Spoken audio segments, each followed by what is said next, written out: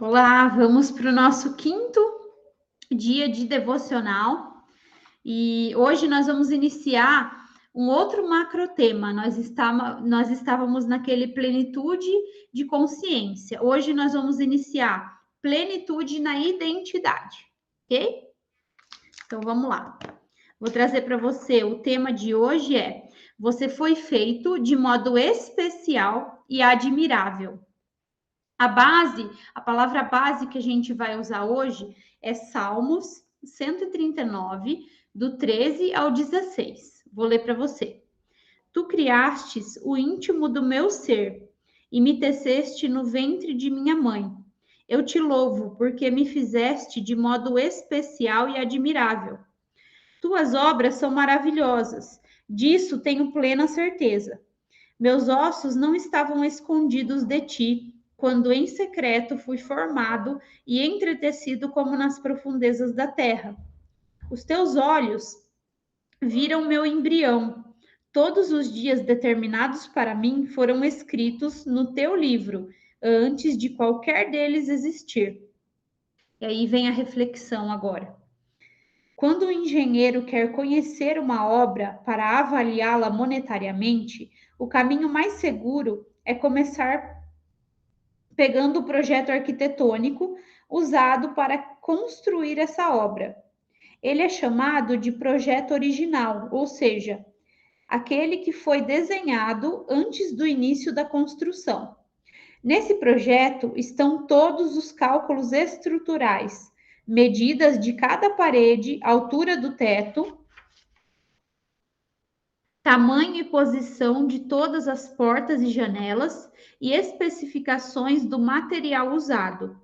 Apenas analisando o projeto poderá conhecer a qualidade do material utilizado durante a construção, os acabamentos refinados escolhidos para elevar o valor da obra, como foi planejado o funcionamento da obra após ela ser concluída e como será a aparência final dela. No projeto, encontraremos todas as informações do criador da obra. Saberemos o que o levou a decidir construí-la, qual é o grande objetivo dela no mundo. E mais, encontraremos todas as especificações de como devemos agir para manter essa obra em perfeito funcionamento. Como e quando devem ser feitas as manutenções, e conheceremos o investimento que foi necessário para a construção, o preço que foi pago para que ela existisse, assim como o valor atual dela no mercado. Pode não parecer, mas nossa vida segue essa mesma construção. Você não é obra do acaso ou de uma explosão cósmica. Você é projeto de Deus.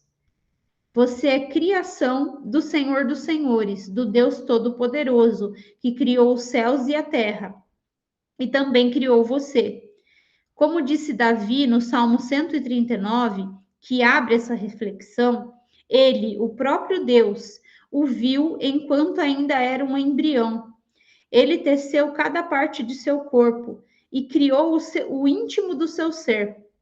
Todos os dias de sua vida foram escritos no livro do Senhor, antes mesmo que eles existissem. E se você é um projeto de Deus, ele, o autor da sua vida, é quem conhece os planos dele para a sua vida. Partindo do princípio de que tudo que Deus faz é bom, ele fez você perfeito. Você foi planejado de modo preciso para cumprir seu propósito e viver sua missão aqui na Terra. Ele colocou em você todos os dons, todas as características físicas e habilidades na medida certa, para que os planos dele, por meio da sua vida, se cumprissem. Seu valor é definido por quem seu Criador o fez ser. Talvez você esteja se perguntando: o que aconteceu que não consegue enxergar essa verdade sobre sua vida? E principalmente, não consegue vivê-la no dia a dia? Porque muitas vezes duvida da sua capacidade de realizar algo, ou se sente constrangido para usufruir algumas maravilhas da sua existência. Porque pensamentos de inferioridade, dúvida, medo e insegurança insistem em ocupar a sua mente? O que aconteceu que você não tem conseguido viver os planos de Deus? Onde foi que se desconectou do plano original? Onde perdeu a sua identidade dada por ele? Passei anos fazendo essas mesmas perguntas para mim. À medida que me aproximava e aprendia sobre quem eu sou em Cristo, eu queria entender porque o que eu vivia em algumas áreas era tão diferente da mulher virtuosa e sábia. Por que tanto orgulho no meu coração? Por que tanta necessidade de fazer muitas coisas para ser admirada e aprovada pelas outras pessoas? Por que a busca desesperada por esconder minhas fraquezas e meus defeitos? Porque eu precisava mostrar para o mundo santidade, perfeição e autossuficiência que muitas vezes não eram reais. A resposta estava bem abaixo dos meus olhos, na crença sobre mim mesma, no filtro que existia no meu entendimento que distorcia a maneira como eu me via e adulterava minha imagem, a imagem de quem eu de fato nasci para ser, o desenho inicial do arquiteto que me planejou. Lembra-se daquela história infantil em que uma bela mulher tem um espelho mágico e pergunta para ele todos os dias: Espelho, espelho meu, existe no mundo alguém mais bela do que eu? Essa belíssima mulher que precisava todos os dias ouvir que era mais bela representa uma metáfora sobre todas nós que passamos a vida sem ter clareza do nosso valor e precisamos o tempo inteiro de validações externas, aprovações e elogios. Quando não sabemos quem somos, nos sentimos inferiores, ameaçados, comparados e invertemos a ordem de prioridade de valores da nossa existência. Em vez de fortalecermos nossa essência, comportando-se como quem sabe que tem valor e foca no ser, passamos a vida numa busca desesperada para nos sentirmos amados, pertencentes e importantes pelo que fazemos ou pelo que temos. Gastamos energia e recursos para convencer que somos bons pelas coisas que sabemos e conseguimos realizar, pelos bens que temos, ou, quem sabe, pela beleza física que achamos apresentar. Fica imaginando Deus olhando lá de cima e dizendo: Filho, pare com isso. Você ainda não entendeu nada. Aproxime-se de mim. Deixe-me lhe contar algumas verdades sobre você. Você é obra minha e tudo o que eu faço é bom e perfeito. Então caminhe comigo e eu vou trazer a verdade sobre quem você é para mim e o que eu desejo fazer em sua vida e no mundo por meio dela. Falo desse assunto com autoridade, pois durante quase toda a minha vida acreditei que o meu valor existia apenas se eu fizesse tudo muito bem feito. Convivi com muita crítica, invalidação e humilhação na minha infância, e por isso entendi emocionalmente que só seria amada e importante e admirada por alguém se eu superasse todas as expectativas das pessoas em todas as áreas da minha vida. Passei então a buscar um modo de ser a melhor aluna, a melhor universitária, ter sucesso profissional, ganhar dinheiro rápido, ter um corpo bonito, uma alimentação saudável, ser gentil com todas as pessoas e muitas outras coisas. Mas, antes que você me pergunte o que existe de errado em fazer todas essas coisas boas, quero dizer que eu as fiz não por entender meu valor pessoal e para ter uma vida alinhada a isso, mas sim pelo motivo errado, exatamente por não ter clareza de qual era a minha essência. Então descobri na prática que quando fazemos as coisas certas pelo motivo errado, construímos nosso castelo em areia movediça. Uma hora ele vai ruir e podemos perder tudo.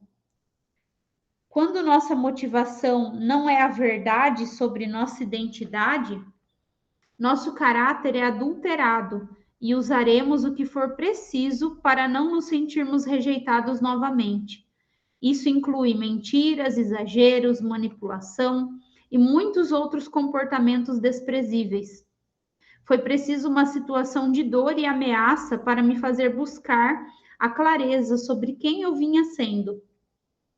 Foi preciso muita dor para que eu buscasse ajuda e reconhecesse toda a mentira em que acreditei a meu respeito e as consequências dos meus erros por não saber o meu valor. A isca que Deus usou para me levar a viver uma jornada de resgate da minha identidade foi a ameaça do fim do meu casamento. E hoje vejo o tamanho da misericórdia dele e do seu amor por mim. Ele deseja que eu e você tenhamos clareza de quem nascemos para ser, para que aconteçam os planos dele na nossa vida. E não tem nada a ver com quem eu sou ou quem você é, mas sim com aquilo que precisamos levar para o mundo por meio de nossa vida. Então, independentemente da existência que tenha vivido até aqui, das suas crenças sobre quem é, do que é capaz de realizar e merece viver, quero que creia que sua vida não é obra do acaso. Você é um projeto perfeito e único de Deus. Receba em seu coração e em sua mente essa verdade. Receba sobre sua vida a identidade de quem é criação do próprio Deus, formado de maneira perfeita, especial e admirável. E peça ao Senhor que essa identidade possa passe a guiar a sua vida de agora em diante, nunca mais aceitando sobre você nenhum tipo de adjetivo que desqualifique quem o Senhor o fez para ser. Lembre-se, tudo que Deus faz é perfeito.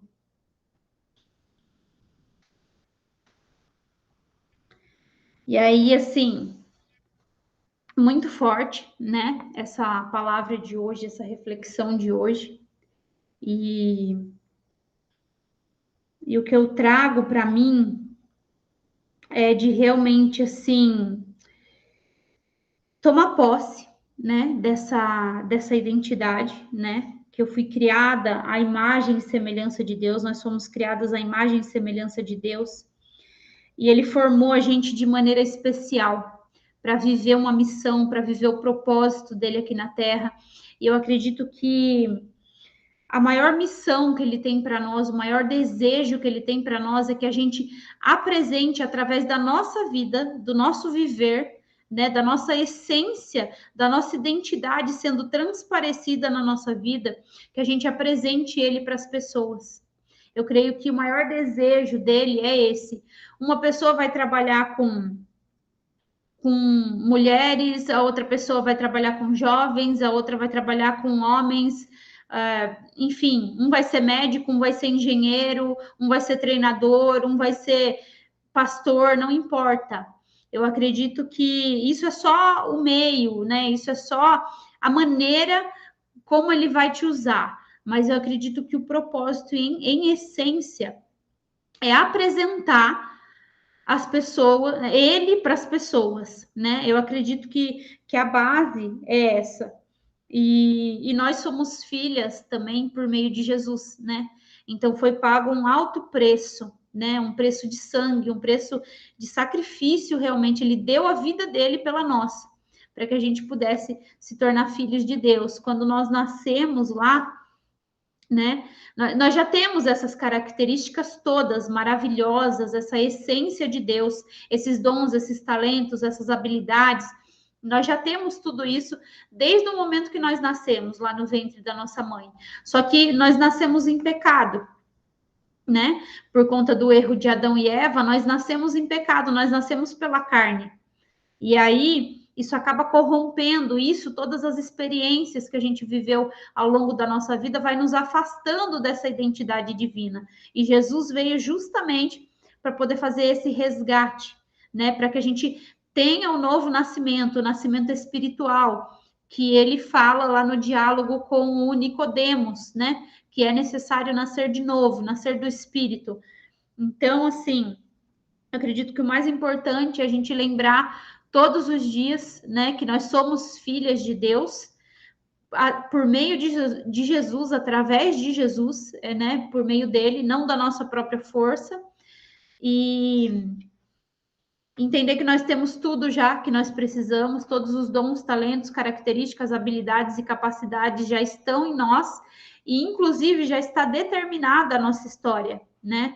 Antes de a gente vir para cá, antes dele formar a gente, ele já desenhou a nossa história inteira, ele já escreveu a nossa história inteira.